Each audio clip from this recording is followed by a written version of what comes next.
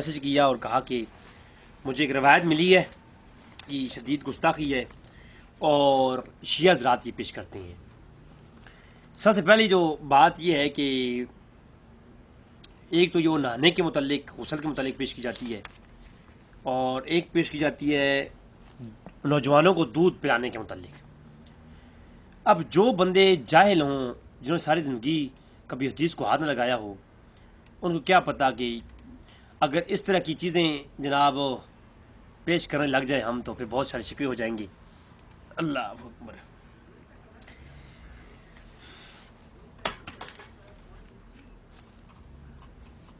سب سے پہلی بات یہ ہے، میں پہلے ایک یہ روایت دودھ پلانے والی عرض کر دوں، پھر نہانے والی روایت پہ بات کرتے ہیں۔ اماں عائشہ صدیقہ سلام اللہ علیہا، اس کائنات میں ایسے بدبخت لوگ بھی ہیں جو اپنی ماؤں پہ بھوکتی ہیں، اور جو نبی کی بیویاں ہیں، ازواج ہیں، وہ ہماری مائیں ہیں، اور جو اپنی ماں کی اوپر تہمت لگانے سے نہیں بچ رکا نا، اس کے اپنی ماں کی اوقات کیا ہوگی۔ یقین جانیے، میں خدا کی قسم کھا کے کہتا ہوں، جو مومنوں کی ماں جس کے بارے میں قرآن کی آیات نازل ہوئی ہیں، جو اپنے من میں اللہ کی قسم کھا کہہ رہا ہوں، اور میں بڑے بطور چیلنج اور دعویٰ بات کر رہا ہوں، دلیل بعد میں دوں گا، جو بندہ اماں عائشہ صدیقہ سلام اللہ علیہا یا حضور کے ازواج مطہرات کے بارے میں ذرہ برابر دل میں یہ شک رکھے، ان پہ تہمتیں لگائے، ان کے ایمان میں خلش پکے، اور ان کے بارے میں نعوذ باللہ، میں نے تو پڑھا ہے ایسے کتے لوگ موجود ہیں جنہوں نے وحشت کے لفظ لکھے ہیں اپنی کتابوں میں، تو اماں عائشہ کی شان میں گستاخی کرے، میں چیلنج سے بات کر رہا ہوں، وہ بندہ اپنی ماں سے جا کے اپنا نسب پوچھے۔ میں یہ کسی کو گالی نہیں دے رہا، میری گالی دینا میرا شعار نہیں ہے، اللہ کی قسم میرا شعار نہیں ہے۔ میں یہ وہی شیعہ ہیں جن کے بارے میں اپنے لیکچرز اندر میں کہتا ہوں کہ یہ ممناس ہماری بھائی ہیں، یا ممناس کو میں بھائی سمجھتا ہوں، اور ممناس کے ساتھ، شیعہ ممناس کے ساتھ مجھے ایک دلی جو ہے وہ لگاؤ ہے۔ میں فتوی نہیں لگاتا، میں آج تک شیعہ کو کافر کا فتویٰ نہیں لگایا، میں نے علماء نے لگایا ہے، وہ بتایا بھی نہیں ہے کبھی۔ میں شیعہ کو کبھی کافر نہیں کہا، میں یہ نہیں کہتا کہ وہ کافر نہیں ہے، لیکن میں نے کبھی بتایا نہیں، کبھی کہا نہیں ہے۔ لیکن میں اللہ کی قسم کھا کہتا ہوں، جو شیعہ، جو خطیب ذاکر اپنے سٹیجوں پر اماں عائشہ کی طرف ذرا سا بھی ایسا کچھ بیان کرتی ہیں، یا بڑے بڑے ویڈیو بنا کر کہتے ہیں، میں کہتا ہوں اپنی ماں سے پوچھیں جا کر کے، آپ کی ماں سے کہاں غلطی ہوئی ہے کہ آپ پیدا ہوئی ہیں؟ کیونکہ حلالی بندہ حضور کے ازواج کے متعلق یا قرآن میں جس کی شان میں، جس کی پاکیزگی میں قرآن دلالت کر رہا ہے، اس کے بارے میں ایک لفظ بھی نہیں کہا جا سکتا۔ میں کہتا ہوں سری کوئی دلیل بھی صحیح حدیث کے ساتھ ہوتی ہے اماں عائشہ کی بارے میں کوئی ایسی تہمت پر مبنی، تو وہ بھی رد کر دیتے، کیونکہ قرآن جب ان کی بارے میں آیات نازل فرما دیں، اللہ نے نازل فرما دی، پاکیزگی بیان فرما دی، تو پھر ہم اور آپ کلام کرنے کے قابل نہیں ہیں۔ سب سے پہلی روایت تو میں یہاں پر پیش کر دوں، سنن ابو داؤد کی روایت پیش کی جاتی ہے۔ سب سے پہلے دودھ پلانے کے متعلق اماں عائشہ کا جو اسلوب تھا، رضاعت چیپٹر ہے کتاب النکاح کا، اور باب من حرم ابھی، یعنی رضاعت کبیر سے حرمت کے قائلین کا استدلال۔ باب کیا ہے؟ باب یہ ہے کہ وہ لوگ جو رضاعت کبیر سے حرمت کے قائل ہیں اور اس کے اوپر استدلال کرتے ہیں بعض اللہ کے رسول کی حدیثوں سے اور قرآن کی آیات سے۔ اب ہم اہل سنت جماعت کا اماں عائشہ کو ایک بہت بڑا فقیہ، ایک بہت بڑا علماء اسلام میں سے اور اصحاب میں ایک بہت بڑا فقیہ اور مجتہد مانتے ہیں۔ اماں عائشہ ایک بہت بڑی اجتہاد کرنے والی اور ایک بہت بڑی عالم تھی، اور عالم کسی روایت سے استدلال کرتا ہے، اور جب کوئی عالم کسی روایت سے استدلال کرتا ہے، مجتہد ہوتا ہے، وہ کوئی خطا کرے اس پہ کوئی اسے اجر ملتا ہے۔ یہ ہمارے اہل سنت کا عقیدہ ہے، اور یہ عقیدہ شیعہ کتب میں بھی ہے کہ جب مجتہد کوئی اجتہاد پر، مگر شیعہ کا تو یہ عقیدہ ہے کہ ہر عالم مجتہد ہے، وہ کسی کی تقلید نہیں کرتے، شیعہ کسی کی تقلید نہیں کرتے۔ آپ ٹی وی پر جا کے سرچ کریں، شیعہ کی جو رمضان ٹرانسمیشن میں شیعہ علماء آتے ہیں، وہ کہتے ہیں کہ ہم مجتہد ہیں، تو ہر عالم مجتہد ہے، اور وہ خطا بھی کرتا ہے تو اس کو اجتہاد پر اجر ملتا ہے۔ میں کہا تیرے استدلال کرنے پر تجھے اجر ملے، اور اما عائشہ حضور کی بیوی کے استدلال کرنے پر اجر نہیں ہوگا؟ تو یہاں پر باب یہ ہے کہ وہ لوگ جو رضاعت کبیر کے قائل ہیں اور اس استدلال کرتے ہیں، تو یہ جناب میں آپ کے سامنے پیش کر رہا ہوں۔ روایت کیا ہے؟ حدثنا احمد بن صالح۔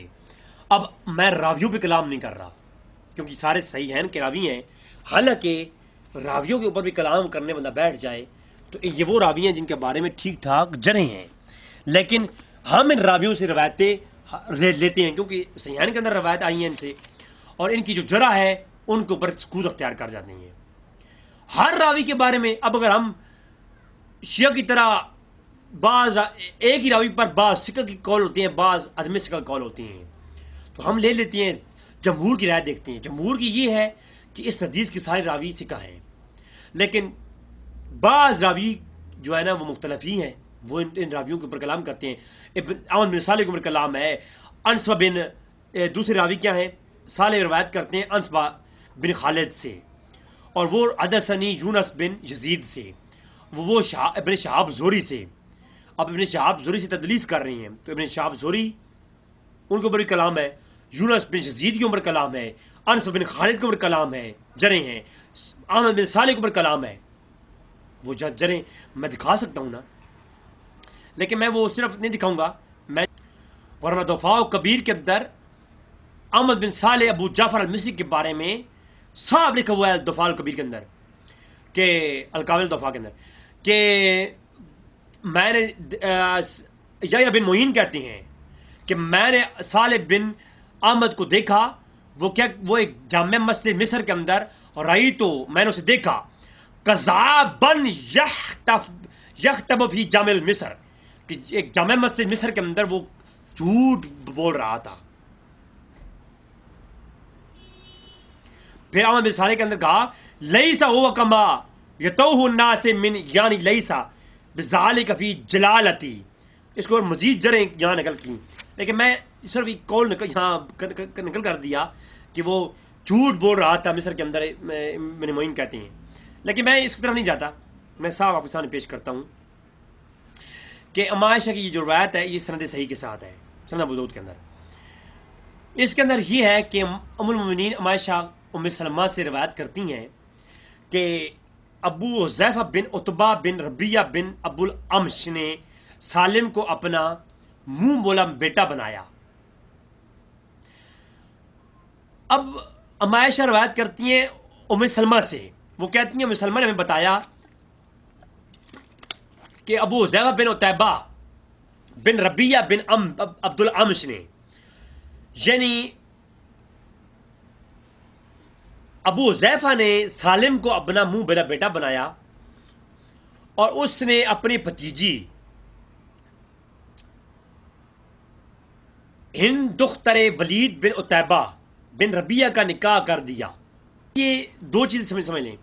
اب میں روایت پڑھ رہا ہوں کہ سالم کو حذیفہ نے اپنا منہ بولا بیٹا بنایا اور بھتیجی کا نکاح اس سے کر دیا، اور جو سالم جو تھا وہ انصاری خاتون کا غلام تھا، اور اسی طرح اللہ کے رسول نے زید کو اپنا منہ بولا بیٹا بنایا تھا۔ دور جاہلیت میں یہ دستور تھا، یہ پوری روایت بیان کر رہا ہوں، لیکن تھوڑا آرام سے بیان کروں تاکہ سمجھ آئے آپ کو۔ اور جاہلیت کا یہ دستور تھا کہ جسے وہ اپنا منہ بولا بیٹا بنا لیتے تھے، لوگ اسی کو اسی نسبت سے پکارتے تھے۔ تو پھر یہ آیت نازل ہوئی، پھر جو ہے وہ وارث بھی بنتا تھا جداد کے اندر۔ پھر یہ آیت نازل ہوئی، اللہ نے حکم نازل فرمایا کہ انہیں اپنے باپوں کے نام سے ہی نسبت سے پکارو۔ کہ روایت ہی پڑھ رہا ہوں، روایت کے اندر یہ لفظ ہیں کہ جو ہے نا اپنے باپ کو حقیقی باپ سے کے ناموں سے پکارو، اور پھر وہ وراثت کے متعلق بھی یہی آیا حکم۔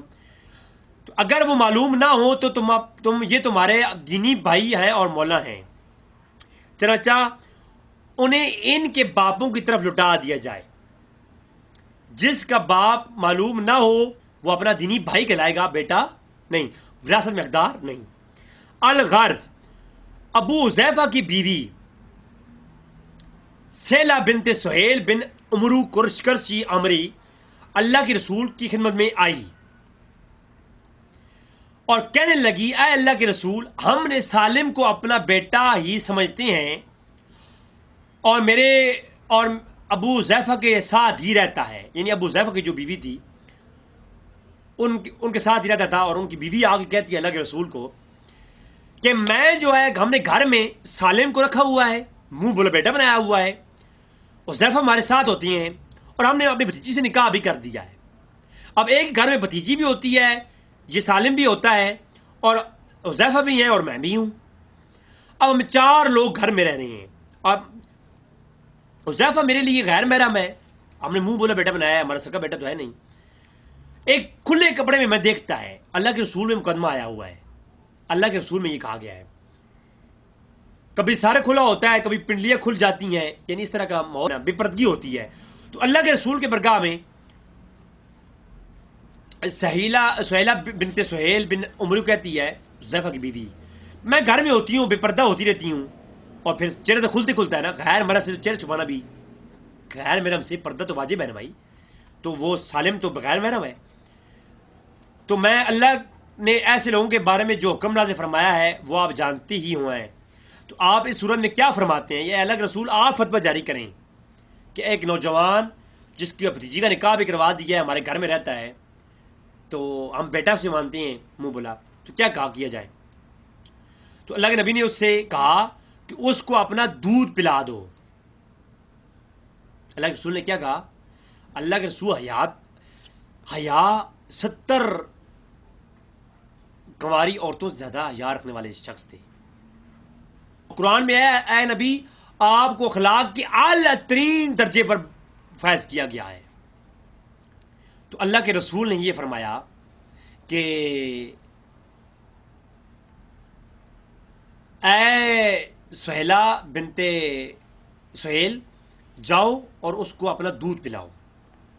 اب نوجوان ادھر ان کا نکاح ہوا ہے، وہ اس عمر کے ہیں سالم کہ ان کی بھتیجی سے نکاح ہو چکا ہے، ادھر جو ہے یہ بھی جوان ہے جنہوں نے منہ بلا بیٹا بنایا ہوا ہے۔ تو کہا کہ جا کے اس جوان کو اپنا دودھ پلاؤ۔ چنانچہ فقال لها النبی صلی اللہ علیہ وسلم فردیہ فاردعت 5 رضعات فکان بمنزلۃ ولدها من رضاعتی۔ اب یہ لفظ ہیں کہ جا کر کے انہوں نے کیسا کیا، چنانچہ انہوں نے 5 گھونٹ یا 5 بار اپنا دودھ پلا دیا۔ کس کو؟ اب اس میں اختلاف ہو سکتا ہے کہ وہ دودھ جیسے بچوں کو پلایا جاتا ہے سنیز لگا کے ویسے پلایا گیا یا کسی اور طریقے سے پلایا گیا، اس میں اختلاف ہو سکتا ہے۔ اب جتنی بے حیائی کے مبنی آپ لوگ سمجھیں اس کو، لیکن عرب کے دور میں یہ اگر بے حیائی پہ مبنی بات ہوتی تو اللہ کے رسول یہ حکم ہی نہ دیتے۔ اللہ کے رسول زیادہ تو کوئی بھی جو ہے وہ حیا کا تقدس رکھنے والی شخصیت تو کوئی نہیں ہے نا کائنات میں۔ تو اللہ کے رسول نے فرمایا یہ کوئی غیر مسلم اعتراض کر سکتا ہے نا اللہ کے رسول کے اوپر؟ تو اللہ کے رسول نے فرمایا جاؤ اور اس کو دودھ پلاؤ۔ چنانچہ اس نے ایسا ہی کیا، جا کر کے 5 رضے دودھ پلا دیا۔ اس طرح وہ اس کے رضائی بیٹے کی طرح ہو گیا، اب اس سے کوئی پردہ نہیں ہے۔ سو حضرت عائشہ، اب جو شیعہ عائشہ کے اوپر، کیونکہ بغض عائشہ سے تھا نا، حقیقت میں یہ بغض اللہ کے رسول سے بھی کرتے ہیں، تو بغض عائشہ کے اندر انہوں نے کیا کیا؟ بغض عائشہ کے اندر انہوں نے جو ہے یہ روایت کو ادھورا پیش کر کے یہاں سے آگے پیش کیا۔ سو حضرت عائشہ نے اس واقعے کی بنا پر استدلال کیا اور اپنی بھانجیوں اور بھتیجوں سے کہا کرتی تھیں کہ فلاں کو 5 گھونٹ دودھ پلا دو، جس کے بارے میں حضرت عائشہ کی خواہش ہوتی کہ وہ ان کو دیکھ سکے۔ یعنی حضرت عائشہ اگر کسی کو چاہتی کہ یہ میرے گھر میں رہے بیٹا بن کے، تو وہ ان کو دودھ پلا دیتی تھیں، اور کوئی اور ایسا کرتا تو اس کو بھی دکھا سکتی تھیں۔ اب یہ اس پر اختلاف ہو گیا عائشہ کا، کن کے ساتھ؟ دیگر امہات مسلمہ کے ساتھ اور امہات مومنین کے ساتھ۔ وہ کہتی تھیں کہ نہیں، یہ جو اللہ کے رسول کی حدیث ہے یہ خاص ہے کس کے ساتھ؟ صرف سالم کے ساتھ، جبکہ ہم عائشہ کہتی ہیں کہ یہ خاص نہیں ہے، یہ حکم عام ہے۔ اب دونوں طرف حدیثیں ہیں، دونوں طرف اللہ کے رسول کے حکم ہے، دونوں طرف حدیثیں ہیں، دونوں طرف قرآن اور حدیث ہے، دونوں طرف علماء ہیں، دونوں طرف عالمہ ہیں، دونوں طرف امہات المومنین ہیں اور دونوں طرف اللہ کے رسول سے فیض یافتہ ہے، کسی پر منہ سے تنقید نہیں اٹھا سکتے۔ انہوں نے اما جو ہے سلمہ کہتی تھیں کہ نہیں ایسا یہ جو ہے یہ جو واقعہ ہے یہ اللہ کے رسول نے کیا ہے۔ اما سلمہ نے جو ہے یا امہات المومنین جو ہے وہ اختلاف تو نہیں کرتی تھی نا، کسی امہات المومنین نے یہ نہیں کہا کہ جناب یہ جو واقعہ ہے یہ شیعہ کے، یہ نہیں کہا کہ جناب یہ ہمیشہ گھڑ رہی ہیں اپنے سے، اللہ کے رسول نے یہ واقعہ نہیں کہا، بلکہ تمام امہات المومنین مانتی تھیں کہ اللہ کے رسول نے یہ کام کیا ہے کہ سالم کو جو ہے کہا گیا تھا کہ سہیلہ ابن سہیل کو حذیفہ کی بیوی کو کا دودھ سالم نے جوانی میں پیا ہے، تو اب وہی والا فتویٰ عائشہ جاری کر رہی ہیں۔ تو میں کہتا ہوں عائشہ اگر یہ کام کر کے یہ فتویٰ جاری کر کے کہ نوجوانوں کو دودھ پلاؤ تو اس سے جو ہے وہ گھر میں آنا جانا جائز ہو جاتا ہے، اما عائشہ یہ کام کر کے بے حیا اور گستاخ ہو گئی، نعوذ باللہ من ذالک، تو یہ پہلا فتویٰ تو کس پہ دیں؟ پہلا فتویٰ یہ دیں اللہ کے رسول پر، کیونکہ اللہ کے رسول نے یہ عمل کیا، اما عائشہ تو اس سے استدلال کر رہی ہیں۔ تو یہ شیعہ کا بہت بڑا ڈھونگ ہے، بغض ہے، بغض اندر سے نکالنے کے لیے بغض نا، دیکھو نا بغض ہو جائے نا کسی کے بارے میں، آپ محلے میں دیکھ لو، محلے میں کسی سے بغض ہو جائے تو آپ کیا کرتے ہو، وہ آپ سے کتنی اچھائیاں کر رہا ہے، اچھائیاں نہیں دیکھو گے، اس کی برائی دیکھو گے۔ تو ایک تو یہ ہو گیا۔ اچھا میں کہتا ہوں شیعہ کو کہ آپ کس منہ سے یہ کہتے ہو، آپ کس منہ سے کہتے ہو؟ آپ کو تو یہ صحیح سند روایت اور جس کے اندر یہ بے حیائی بنتی نہیں ہے، آپ یہ پیش کرتے ہو، آپ کو کس نے کہا ہے کہ آپ ایسا کرو؟ آپ تو اپنی کتابیں پڑھ لو، یہ میرے پاس ہے مناقب ابی طالب، مناقب آل ابی عاشوب، ٹھیک ہے، مناقب ابی طالب، اور جناب اس کے بعد یہ کتاب کلینی اصول کافی کے اندر بھی موجود ہے، کلینی کے اندر بھی، تو کافی کلینی سے مناقب ابن ابی طالب عاشوب وہ یہ لکھتے ہیں، قال کلینی صادق، محمد صادق نے فرمایا لمبا ولد نبی صلی اللہ علیہ وسلم، جب وسلم پیدا ہوئے، مقت ایامن لیس لہو لبن، پھر جو ہے دودھ نہیں تھا، حضور پیدا ہوئے تو آپ کی ماں کے پاس بھی اور کہیں بھی دودھ نہیں تھا، فالقاؤ ابو طالب علی ضد نفسہ فانزل اللہ فیہ لبنان، کہ ابو طالب نے ابو حضور کو اپنے سینے سے لگایا تو ابو طالب کے پستانوں میں دودھ آ گیا، فرد منا ایام من حتی وقع ابو طالب علی حلیمہ فدفع الیہا۔ اشیاء کہتے ہیں جی وہ ایک میں نے ایک ذاکر سنا، بے نسل سا ذاکر تھا نا، وہ بھی وہ کہتا ہے علیمہ کون ہے، علیمہ کا تو نسب بتاؤ، علیمہ کا تو جناب وہ کافرہ تھی، اس کا حضور نے دودھ کیسے پیا، یہ تو ثابت نہیں ہے۔ ارے شیعہ کتابوں میں لکھا ہوا ہے وہ کس کی بیٹی تھی، وہ کب ایمان لائی، اور وہ کتنی عظیم انسان تھی۔ یہ علیمہ کے مناقب تو شیعہ کتب میں ہیں، میں وہ انشاءاللہ بیان کروں گا۔ اس کے اوپر مفتی راشد صاحب کا قول بھی، مفتی راشد رضوی صاحب کے چینل پہ جائیں، انہوں نے ایک کلپ بھی اپلوڈ کیا ہے۔ اچھا تو یہ کلینی کہتے ہیں امام صادق نے کہا کہ ابو طالب کے پستانوں میں دودھ اتر آیا، نعوذ باللہ من ذالک۔ میں کہا بیٹا تھوڑا بچ کے، مجھ سے تھوڑا بچ کے رہنا، ہاں رضوی سے بچ کے رہنا تھوڑا، تم گستاخ تم ہو، مجھے بتاؤ تم اللہ کے رسول کی گستاخی کرتے ہو، ان کو ابو طالب کے پستانوں سے دودھ دلاتے رہے ہو کہ اب ابو طالب کے پستانوں میں دودھ آ گیا، اور کئی یوم حضور ابو طالب کے پستانوں سے دودھ پیتے رہے، پھر حلیمہ سعدیہ جو ہے وہ ملیں، اور پھر جو ہے اللہ کے رسول کی وہ ماں تھیں، انہوں نے دودھ پلایا۔ تو حلیمہ سعدیہ کے دودھ پلانے سے پہلے ابو طالب کا دودھ پیتے رہے اللہ کے رسول۔ ظالمون انسانوں، اپنے دوسروں کی طرف تم انگلی اٹھاتے ہو، اپنا تمہارا یہ حال ہے، تو بے یاد تم ہو۔ تم نے یہ لکھا ہے اپنی کتابوں کے اندر کہ آدم علیہ السلام کہ نعوذ باللہ، اور آدم علیہ السلام اور آدم علیہ السلام کی اولاد، نعوذ باللہ من ذالک۔ میں یہ لفظ استعمال میں یہ ہمارا یہ شیوا نہیں ہے، لیکن جب ایسی روایتیں وہ دکھاتے ہیں، ایک صحیح روایت سے غلط استدلال نکالتے ہیں، تو ہم صحیح روایتیں پیش کرتے ہیں شیعوں کی روایتوں سے۔ یہ الکافی ہے جناب الکلینی کی، اس کے اندر لکھا ہوا ہے کہ آدم علیہ السلام کے نعوذ باللہ ایسا ہونا تھا لیکن پھر نہیں ہوا. پر یہ وہ میں اب اس پہ کلام نہیں کرنا چاہتا. میں کتاب دکھا دوں گا, خود ترجمے کرواؤ اور شیعوں سے پوچھو اس کے جواب. میرے یہ غیرت یہ نہیں گوارا کرتی کہ میں وہ الفاظ یہاں پر آپ کو ترجمے کر کے دکھاؤں. آپ میں تفسیر کمی کے اندر ان لوگوں نے گستاخی کیسے کہتے ہیں میں سمجھاتا ہوں نا آپ کو. تفسیر کمی کے اندر صاف لفظوں میں لکھا ہے انہوں نے کہ جناب ان اللہ لا یستحی ان یضرب مثلا ما بعودۃ وما فوقها. اس کی تفسیر میں کہتی ہیں نعوذ باللہ من ذالک, یہ اللہ اس سے شرم و حیا نہیں کرتا کہ وہ مثال دے ما بعودۃ مچھر کی, وما فوقها یا مچھر سے بڑھ کر, اس سے بھی کسی کم تر حقیر چیز کی. تو کہتے ہیں اس آیت میں مثلا ما بعودۃ مچھر سے مراد امیر المومنین حضرت علی ہیں. مچھر کون ہے اس آیت میں؟ مچھر سے مراد کون ہے؟ حضرت علی نعوذ باللہ من ذالک. اور ما بعودۃ سے مراد رسول اللہ علیہ وسلم کی, وما فوقہا سے مراد اللہ کے رسول ہے.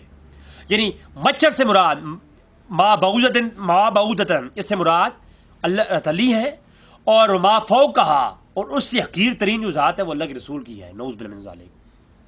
گستاخی کیسے کہتی ہیں یا وحشی کن کو کہتی ہیں, یہ ہم سے پوچھیں, ہمیں اس چیزوں سے بچائیں آپ. اور اسی چیز کو ملا باقر مجلسی نے بھی اپنے حیات القلوب کے اندر لکھا کہ حدیث معتبر کے اندر موجود ہے, صادق سے منقول ہے, جب حضرت وسلم پیدا ہوئے تو آپ کی والدہ کا دودھ ہی نہ اترا, پھر حضرت ابو طالب کا پستان کے ساتھ منہ لگایا تو اس کے اندر پھر دودھ شروع ہو گیا فٹافٹ کھٹاکھٹ, اور زور پیتے رہے. اور اس طرح میں اس کے اوپر کیا کلام کروں بھائی, یہ میرے ساتھ ان چیزیں نہ کریں. تم نے لکھا ہے کہ اللہ کے رسول کو تو صحابہ سے بھی ڈر تھا. اللہ کے رسول فرماتے ہیں مجھے اللہ کے علاوہ کسی سے ڈر نہیں ہے. تم نے یہ لکھا ہے اپنی کتابوں میں, ہم نے یہ نہیں لکھا. تم نے یہ لکھا ہے کہ اللہ کے رسول نے جو ہے ننگی عورتوں کو نہاتے ہوئے دیکھا ہے.